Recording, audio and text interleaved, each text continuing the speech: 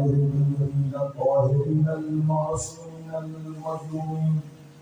أما بعد فقد قال الله تعالى في كتابه المجيد وفرقانه الحميد وقوله الحق. بسم الله الرحمن الرحيم. ولا تلبسوا الحق بالباطل وتكتموا الحق وأنتم تعلمون.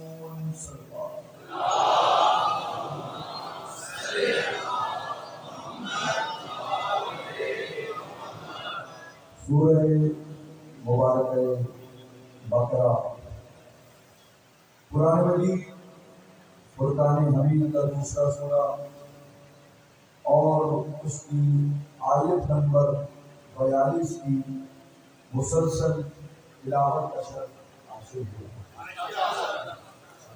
ارشاد رب العزت ہو رہا ہے وَلَا تَلْبِسُوا الْحَقَّ بِالْبَاطِلِ،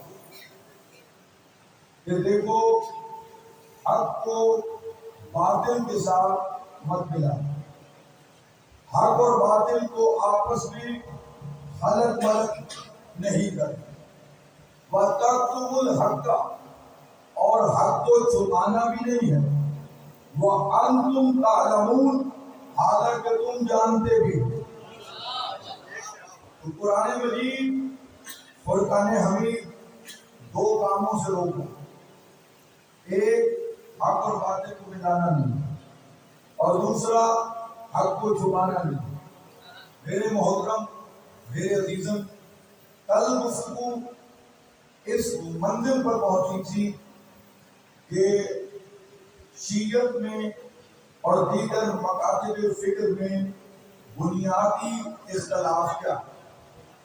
میں نے آپ کی خدمت میں اس مقام پر گفتگو کو روکا تھا کہ باقی مکاتب فکر نے پیغمبر کے بعد قرآن اور حدیث کو سمجھنے کے لیے جس ذریعے کو اپنایا ہے وہ اصحاب رسول ہیں، اور غلامان محمد و آل محمد نے پیغمبر کے بعد قرآن اور سنت کی تفہیم کے لیے جس ذریعے کو اپنایا ہے وہ اہل بیت علیہ السلام.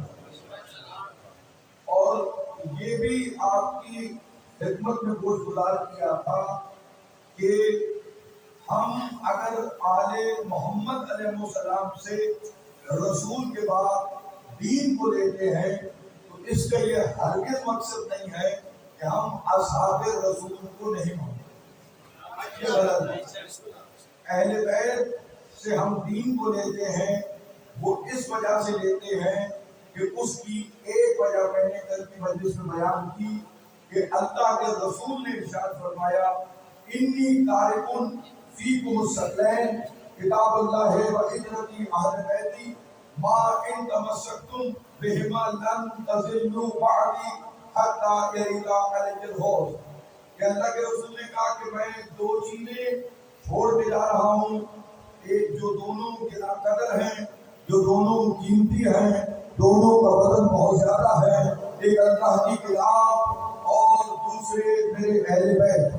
اگر تم ان کے دامن سے وابستہ رہو گے تو کبھی گمراہ نہیں ہوگے. اور یہ دونوں اکٹھے حوض کوثر تک پہنچے. کل اس استدلال پر گفتگو کو روکا تھا. اور دیکھیے اگر زمانے میں ہمارا کوئی قصور نکلا بھی تو فقط یہی نکلے گا کہ لوگوں نے جب پیغمبر سے دین کو لیا تو لوگوں نے آدھا دین لیا باہر والوں سے، آدھا دین لیا اندر والوں سے، کیونکہ پیغمبر کے اصحاب گھر کے اندر کی باتیں نہیں جانتے تھے، پیغمبر کی اولاد گھر کے باہر کی باتیں نہیں جانتی تھی. تو انہوں نے آدھا دین لیا باہر والوں سے، آدھا دین لیا اندر والوں سے. ہمارا فقط اتنا قصور ہے ہم ایسے دروازے سے منسلک ہو گئے جو گھر کے اندر بھی جاتا تھا باہر بھی.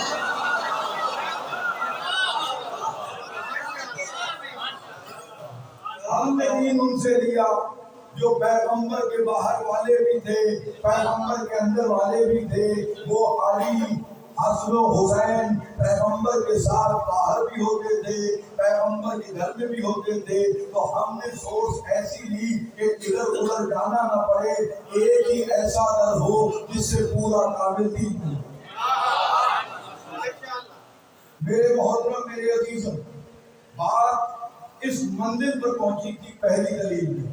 دوسری دلیل، ہم نے آل رسول سے دین کیوں لیا، ہم نے اہل بیت سے دین کیوں لیا، تو اس کا سبب بڑا سادہ سا ہے۔ قرآن مجید فرقان حمید کی روشنی میں پروردگار عالم نے یہی ارشاد فرمایا، انما یرید اللہ لیذھب عنکم الرجس اہل البیت ویطہرکم تطہیرا۔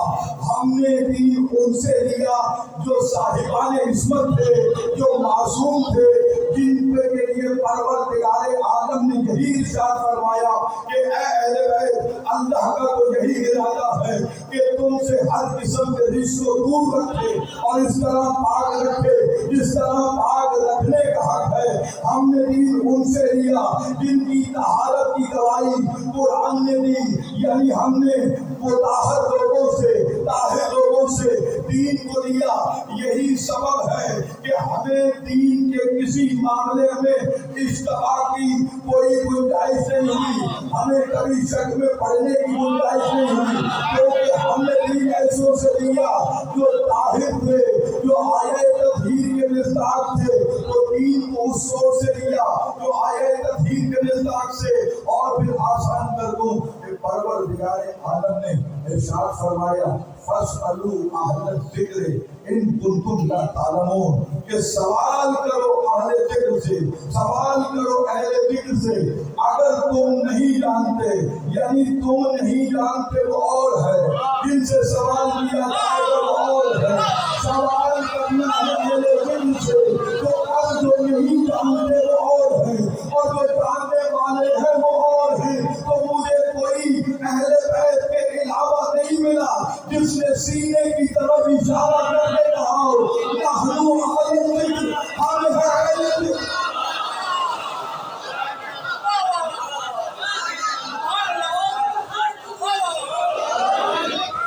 ہم نے ان سے دین کو لیا کہ جن سے سوال کیے گئے، ہم نے ان سے دین کو نہ لیا جو خود سوال کرتے تھے۔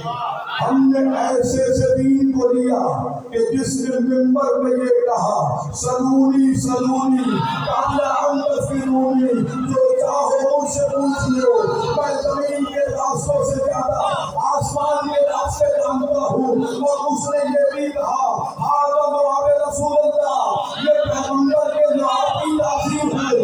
ہذا ما جکتنی جکتن جکا، پیغمبر نے مجھے علم ایسے بھرایا ہے جیسے پرندہ، جیسے طائر اپنے بچے۔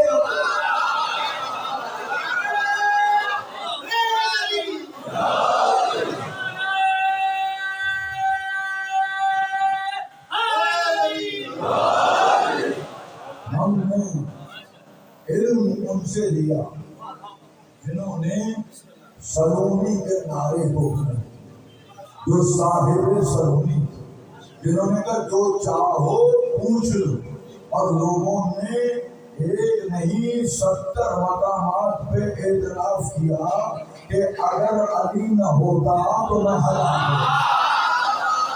ہم نے علم ان سے لیا جو ہلاکت سے بچانے والے ہیں، ہم نے علم اس دروازے سے لیا جو بتانے والا ہے۔ میں ساری رات دلائل دیتا رہوں لیکن صحابی رسول عبداللہ ابن عباس کے ایک جملے کا وزن برداشت نہیں کر سکتا۔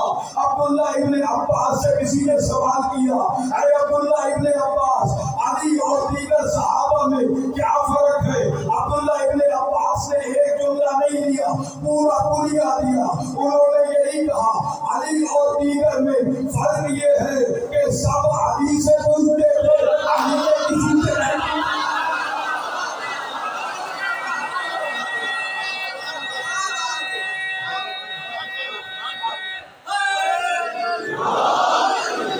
علی سے سب پوچھتے، علی نے کسی سے کبھی نہیں پوچھا۔ اور پھر سورہ زور میں پروردگار عالم نے یہ کلیہ دیا، قل هل يستوي الذين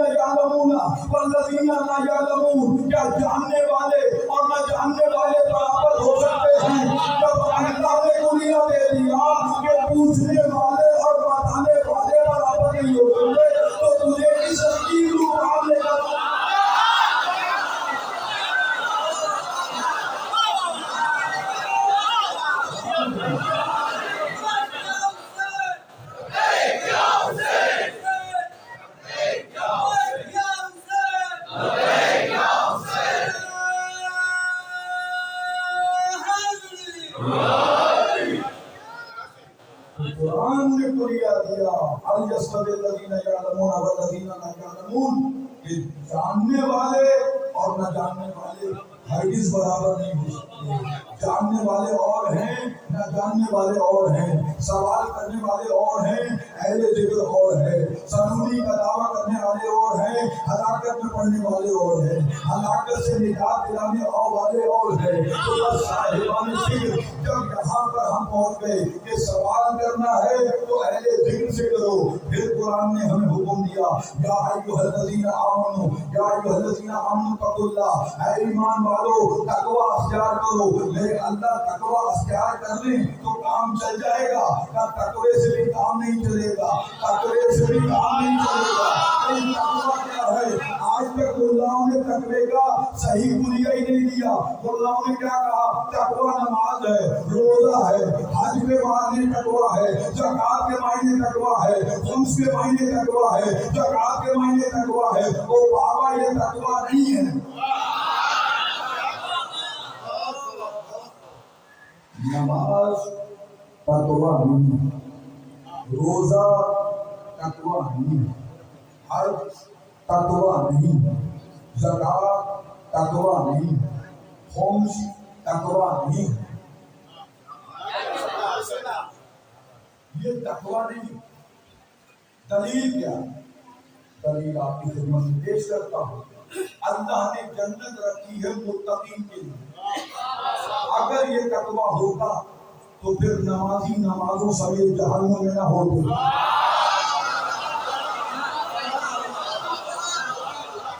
اگر یہ تقوی ہوتا تو پھر پروردگار عالم سورہ مبارکہ بقرہ میں یہ ارشاد نہ فرماتا یا ایھا الذین آمنوا کتب علیکم الصیام کما کتب علی الذین من قبلکم لعلکم تتقون. اے ایمان والو تم پر روزے فرض کیے گئے جیسے تم سے پچھلوں پر فرض کیے گئے تھے.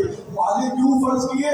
لعلکم تتقون، شاید تم پرہیزگار بن جاؤ، شاید تم متقی بن جاؤ، شاید تم میں تقوی آ جائے. یقین نہیں ہے.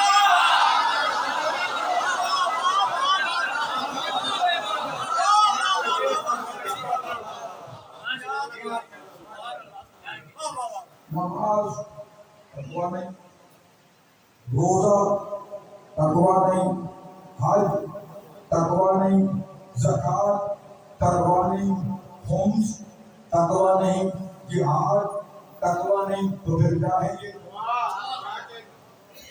تقوی کہتے کسے؟ تقوی نکلا وقیون سے. وقیون کہتے ہیں بچانے والے. جیسے میدان جہاد میں پرانے زمانے میں تلوار ہوتی تھی، ایک ہاتھ میں تلوار ہوتی تھی، دوسرے ہاتھ میں سپر ہوتی تھی. یعنی اس سپر سے ڈھال سے بچتا تھا، تلوار سے ڈرتا تھا.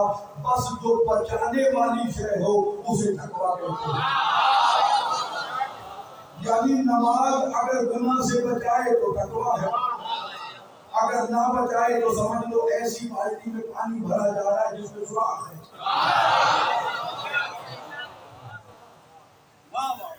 پھر سمجھیے اس مفہوم. تقوی اس کیفیت کو کہتے ہیں، یہ ساری عبادتیں تقوی کے حاصل کرنے کا ذریعہ. اگر ان کے ادا کرنے سے انسان میں وہ کیفیت پیدا ہو جائے کہ وہ حالت توجہ میں آ جائے اور غفلت سے نکل جائے اور گناہوں سے بچے، خدا کا خوف رکھے، خدا کی ناراضگی سے بچ رہا ہو، گناہوں میں مبتلا نہیں ہو رہا ہو، تو پھر یہ نماز بھی تقوی ہے، یہ روزہ بھی تقوی ہے، یہ حج بھی تقوی ہے، یہ خمس بھی تقوی ہے، یہ جہاد بھی تقوی ہے.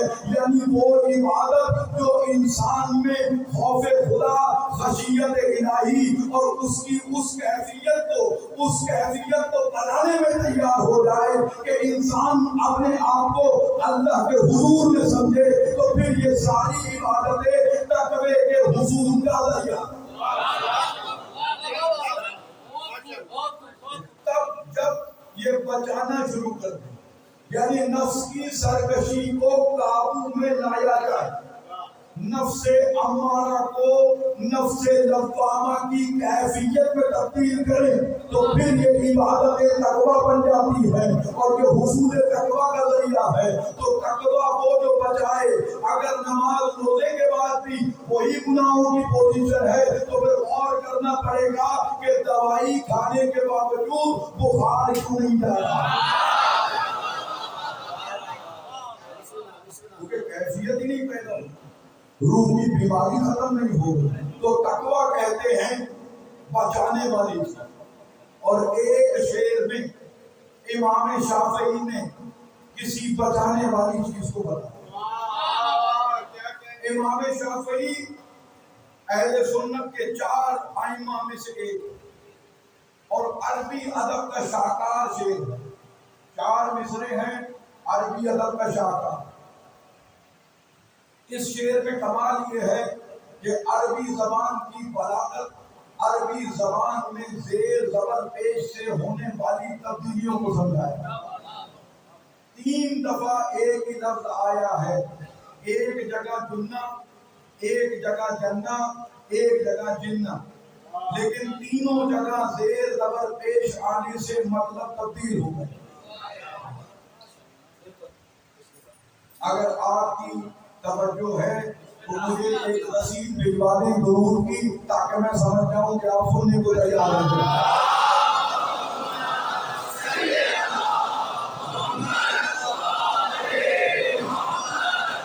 آپ کی رسید بڑی مضبوط ہے، لہٰذا میں شعر آپ کی خدمت میں پیش کرنا چاہتا ہوں. امام شافعی کیا کہہ رہے ہیں کہ اہل سنت کے امام کا یہ عقیدہ ہے تو پھر شیعہ نے حیدر کرار کا کیا عقیدہ؟ تقوی کے معنی حکیم صاحب کیا؟ جو شے بچانے والی، یعنی تقوی وہ جو بچائے. کس چیز سے؟ ظاہر ہے جب متقی ہوگا جنت میں جائے گا، یعنی جہنم کی مشکلوں سے تقوی بچا لے گا. تقوی ایک ڈھال بن جائے گا.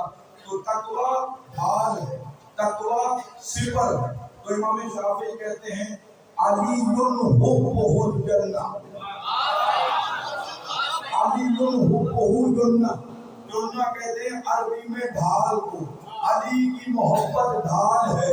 قسیم النار والجنہ، علی وہ ہے جو جنت جہنم کے بانٹنے والا.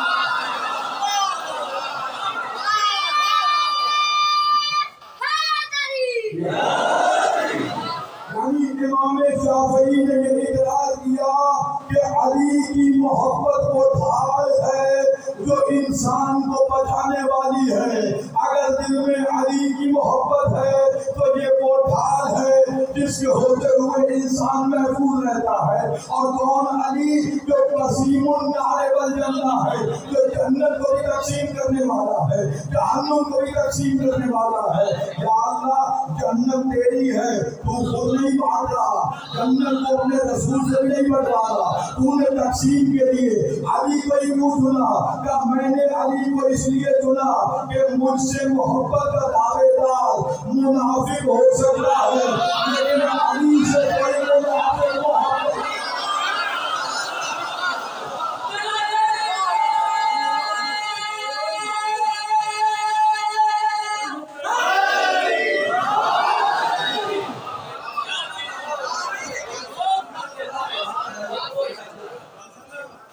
میرے محترم میرے عزیز،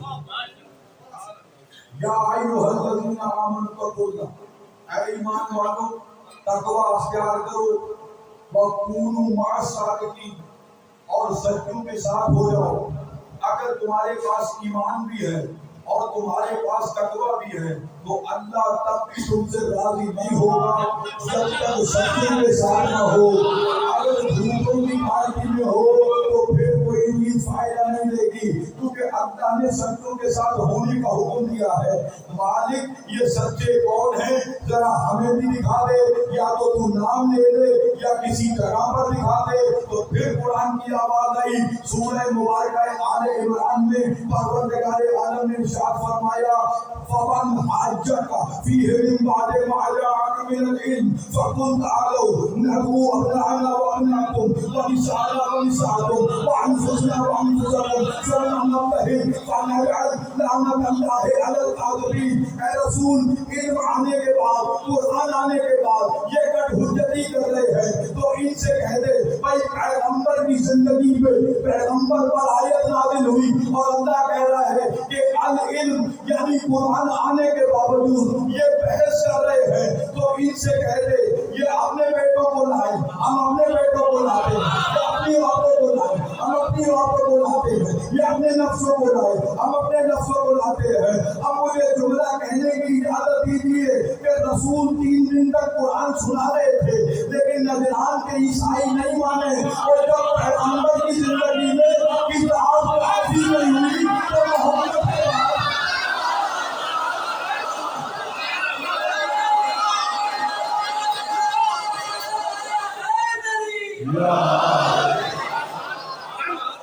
حیات پیغمبر میں بھی قرآن کے ہوتے ہوئے آل محمد کی ضرورت پڑی، اور پھر اظہر حسن زیدی یاد آئے۔ ابھی ایک جملہ کہا علامہ اظہر حسن زیدی نے کہ اس رات سارے مدینے کے حمام کھلے ہوئے، لوگ تیاریاں کرتے ہوئے کہ صبح ہم بھی جائیں گے، صبح ہم بھی جائیں گے۔ بہت سے نوجوان ابلانا کی منزل پر جانا چاہتے تھے، ابلانا کی منزل پر جانا چاہتے تھے۔ جب بہت سے ابلانا کو دیکھا تو پیغمبر نے کہا اب نہ آنا۔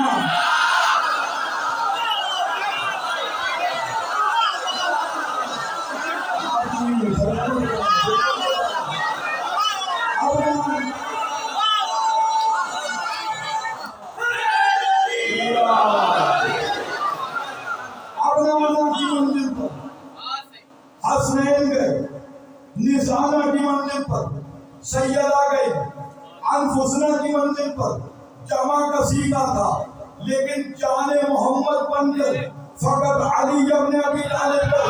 اور پھر میرا جملہ نہیں ہے، زیدی صاحب کا جملہ ہے کہ پیغمبر خدا کے گھر میں 9 بیویاں موجود تھی، 9 ازواج موجود تھی، اور لفظہ عورت کا نشانہ مدینے میں پیغمبر کے بڑے پرانے دوست موجود تھے، بڑے پرانے دوست موجود تھے، لیکن جانے محمد کے طور پر رسول نے کسی کو نہیں لیا۔ یا یوں کہوں علامہ صاحب فرمایا کرتے تھے علی کے گھر سے کسی کو چھوڑا نہیں۔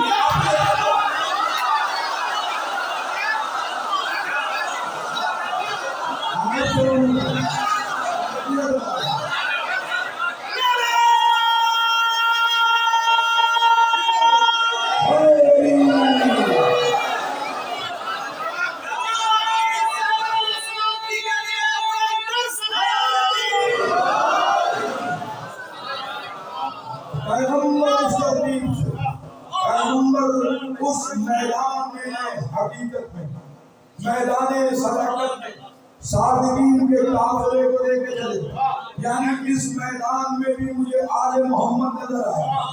یعنی اب جملوں کو ذرا سا سمجھتے جائیے، سوال کرنا ہے اہل ذکر سے کرو، سوال کرنا ہے اہل ذکر سے کرو، ہونا ہے سچوں کے ساتھ، پیروی کرنی ہے عطرت اور اہل بیت کی۔ اب یا رسول اللہ کچھ اور بتانا ہے تو وہ بھی بتا دیجئے۔ پھر آواز آئی مسلوں کا اہل بیت ہی کا مسل سبیل من نوح من رکب حملہ ومن تخلف عنہا رکب ہوا۔ اللہ کے رسول نے پھر ارشاد فرمایا کہ میری اہل بیت کی مثال نوح کی کشتی کی مثال ہے، جو اس میں سوار ہو گیا وہ نجات پا گیا، جو اس سے رہ گیا وہ غرق ہو گیا۔ تو اللہ کے رسول نے کہا اگر تمہیں نجات چاہیے تو میری اہل بیت کی کشتی میں سوار ہو۔ یا رسول اللہ ایک ہمیں راضی صاحب بھی ٹکرائے ہیں، فخر الدین راضی، اب راضی راضی ہو نہ ہو میں تو ایک جملہ ضرور پڑھوں۔ راضی صاحب نے ایک جملہ لکھا کہ اہل بیت رسول بڑے عظیم ہیں اور آل محمد علیہ السلام کی کشتی نجات ہے، لیکن دیکھو جب کشتی ہمیں دنیا کی ضلالت، دنیا کی گمراہی، دنیا کے فریب کے سمندر سے پار کرائے گی، لیکن کشتی کو ستاروں کی ضرورت پڑتی ہے، یعنی کچھ ستارے بھی ہونے چاہیے جن کے ساتھ کشتی پار کروائے، یعنی کشتی کو پار کروانا ہے ستاروں سے بھی مدد لینی پڑے گی، یعنی اگر بچنا ہے تو دو سے مدد لینی پڑے گی، کشتی میں بھی آنا پڑے گا، ستاروں سے بھی مدد لینی پڑے گی۔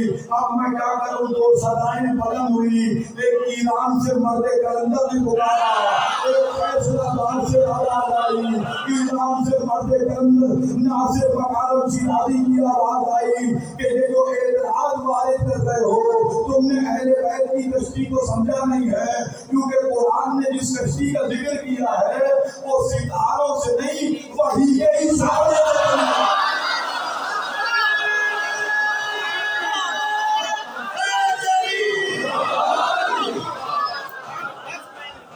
اور دوسرے جملہ بھی ناصر مکارم شیرازی آیت اللہ عجیب ہے، انہوں نے کہا کہ کشتی اہل بیت خود منزل ہے، راستہ طے کروانے نہیں ہے، یعنی جو کشتی میں آ گیا اس کے لیے نجات ہے، کشتی میں آنا خود منزل ہے، کوئی سوال نہیں کرتا۔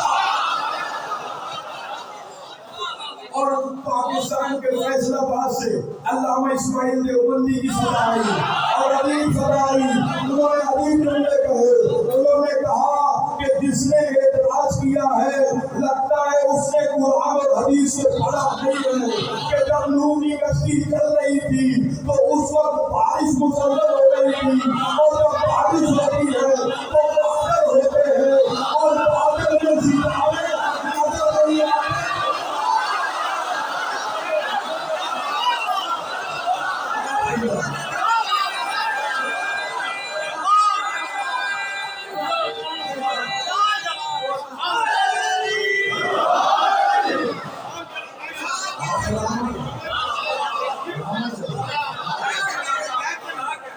تو اب ہمیں قرآن اور حدیث سے کچھ ہدایت کے راستے میں کہ سوال کرنا ہے اہل ذکر سے، سوال کرنا ہے اہل ذکر سے کرو، کامیابی چاہتے ہو سچوں کے ساتھ ہو، پیروی کرنی ہے تو اہل بیت اور عزت کی پیروی کرو، نجات چاہتے ہو تو کشتی میں سوار ہو۔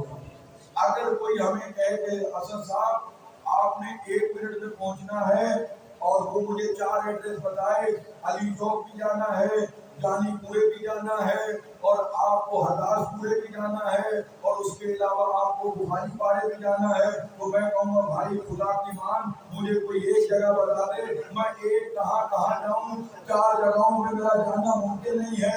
اب رسول نے 4 ہی تو باتیں بتائی کہ اگر سوال کرنا ہے تو اہل ذکر پہ جاؤ، نجات چاہتے ہو تو کشتی میں بیٹھو، ہدایت چاہتے ہو تو عدالت کے دامن سے وابستہ ہو جاؤ، اور اگر تمہیں ساتھ ہونا ہے تو سچوں کے ہو جاؤ۔ تو معلوم ہوا یہ چاروں الگ نہیں ہے، ایک ہی گروہ ہے جو علی سے لے کر مہدی تک ایک ہی گروہ کے ساتھ ہے۔ ایک مرتبہ سلمان کے ساتھ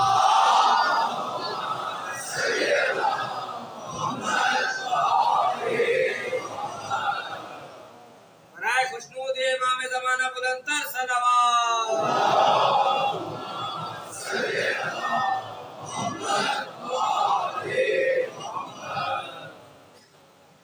دیکھیے ہم درے اہل بیت کیوں ہیں، اس کی اور بھی بہت ساری وجوہات قرآن اور حدیث میں موجود ہے، لیکن ایک موٹی سی بات جو اس میرے چھوٹے بچے کو بھی سمجھ میں آئی، پوری مجلس نہیں بھی سمجھ میں آئی تو یہ بات سمجھ میں آ گئی تو ساری زندگی کے لیے اس کے ذہن میں ہدایت کس سے لینی ہے بالکل واضح ہے۔ سارے مسلمانوں کا اتفاق ہے کہ پیغمبر کی حدیث ہے، نماز قبول تو سارے اعمال قبول، نماز رد تو سارے عمل رد۔ اور پھر پیغمبر خدا کی حدیث ہے، معصوم کی حدیث ہے، معصوم فرماتے ہیں نماز اس کی قبول ہوگی جو آل محمد پر درود پڑے گا. یعنی نماز اعمال کی قبولیت کی شرط ہے اور نماز کی قبولیت کی شرط ہے درود محمد و آل محمد. تو جب آل محمد پر درود پڑے بغیر نماز کسی کی قبول نہیں ہوتی. تو میں اتنا سوال کرنا چاہتا ہوں کہ امت اور اہل بیت کا اگر تمہیں کوئی اور فرق سمجھ میں نہ آئے تو اتنا سمجھ لو اہل بیت کے بعد امت کا کوئی بھی گروہ ہو، خواہ پیغمبر کی زندگی میں ہو یا پیغمبر کے بعد ہو یا آج کا گروہ ہو یا قیامت تک آنے والا گروہ ہو، کسی مسلمان کی نماز اس وقت تک قبول نہیں ہوتی جب تک وہ محمد کے بعد ان کی آل پر درود نہ پڑے. وہ بابا جن کی نمازیں آل محمد پر درود پڑے بغیر پوری نہ ہوتی ہو، قبول نہ ہوتی ہو. یعنی اصحاب اور آل میں اس سے بڑا فرق کیا ہوگا؟ اصحاب کی نمازیں محتاج ہے آل پر درود پڑھنے پر. آل تو اصحاب پر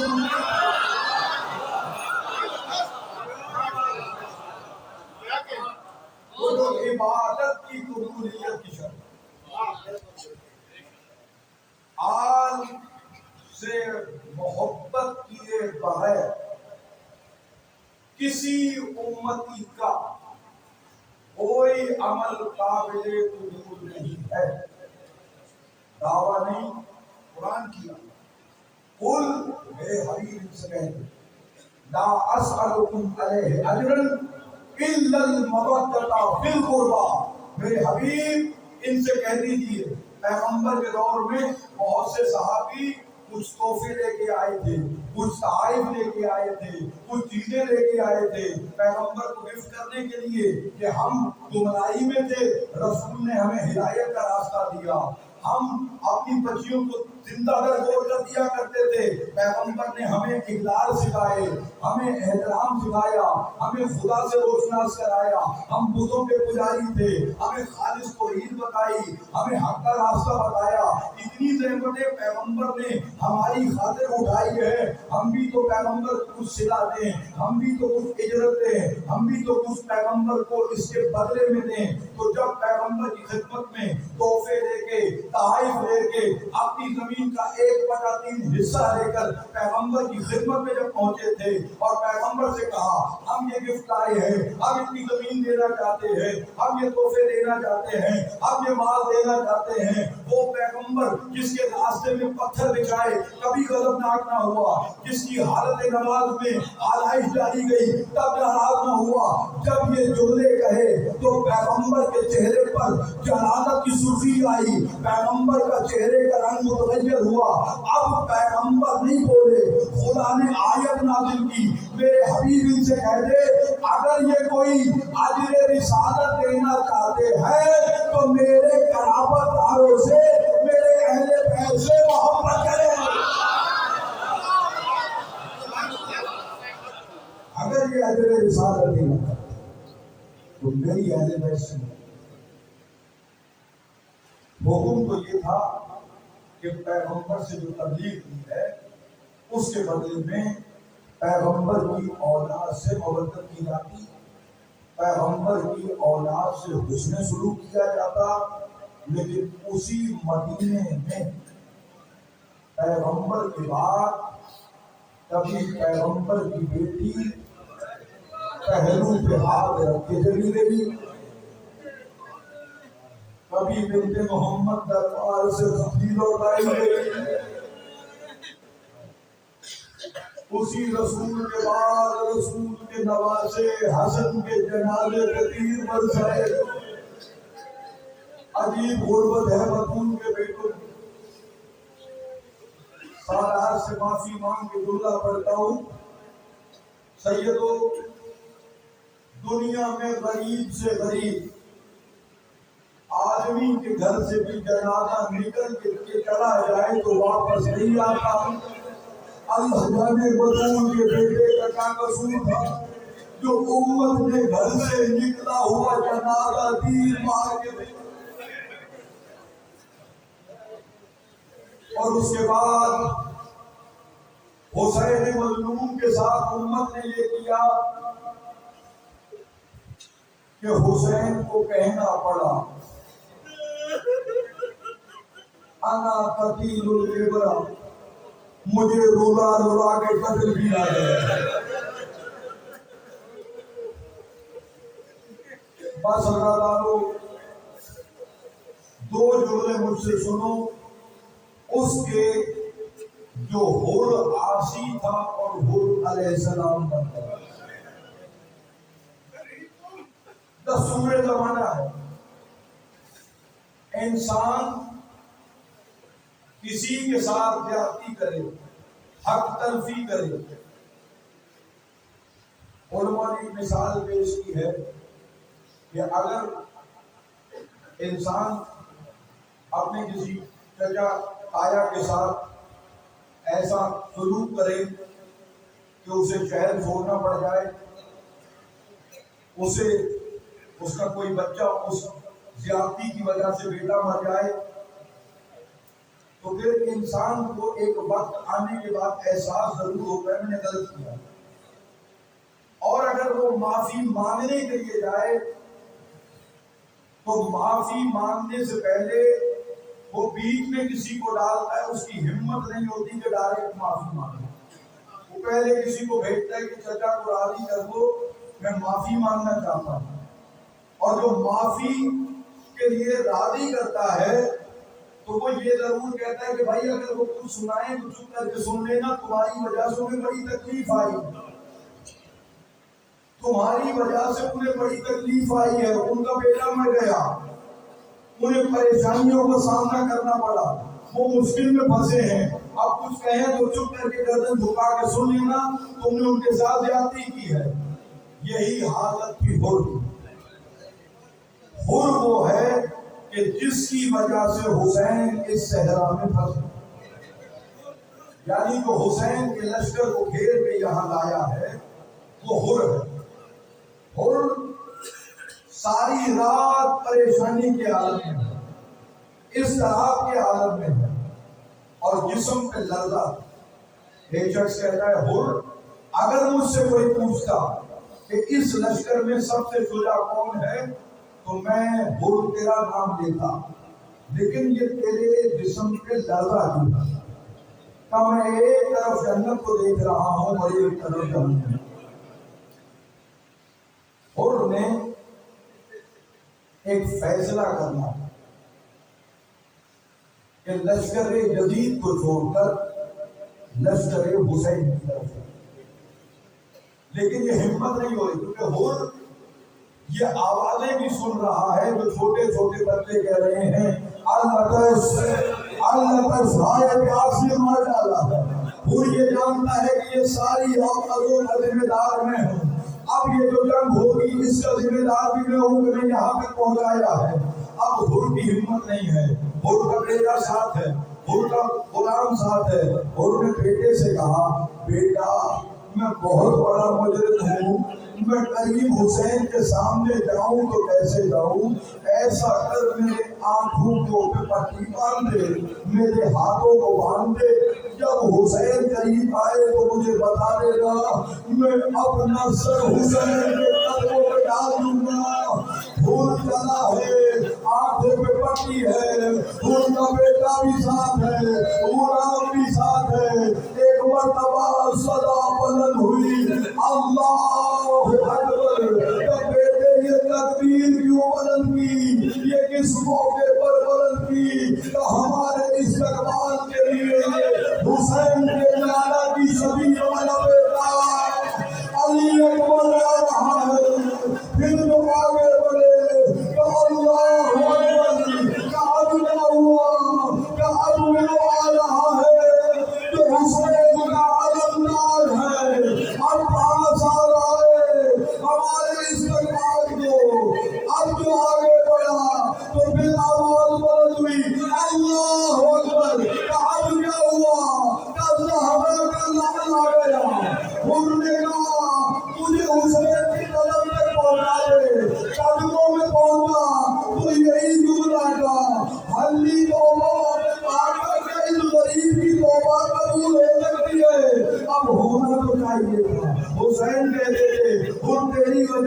صحرا میں بسے، ان میرے بچے پیاسے، میری سکینہ عورت کہتی ہے میرا عباس مارا جائے گا، میری گلما کٹ جائے گا، میری بہنیں اسیر ہو جائیں گی، لیکن کیا کہا میرا کلیجہ پھٹتا ہے حسین نے جملہ پڑھ کے، حسین نے کہا حور بھائی حسین شرمندہ ہے، تو اس وقت میں ہمارا مہمان بنا ہے، ہم تجھے پانی بھی بھیج دیں گے۔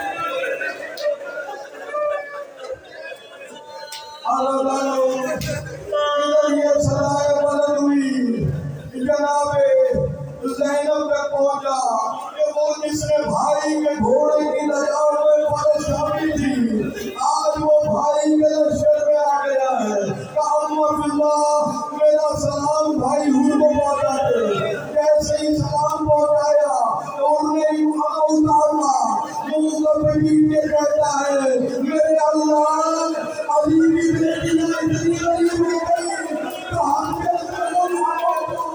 سلام کری ہے۔ آخری جملہ ہونے کا آقا میں اپنے بیٹے علی بن حور کو بھیجنا چاہتا ہوں۔ علی بن حور نے جنگ کی، جنگ کرتے کرتے جب آپ کو پکارا گھوڑے سے گرا، حور مدد کے لیے دوڑا، کاندھے پہ ہاتھ آیا، حسین نے کہا حور بھائی رک جا، جوان بیٹا کی میت ہے، پورے باپ کو نہیں اٹھانی چاہیے، حور میں علی بن حور کی میت لاتا ہوں۔ حسین نے میت کو اٹھایا، میں کہتا ہوں آقا حور کے بیٹے کی میت کو اٹھا لی، جب تیرا ہاتھ لگ جائے۔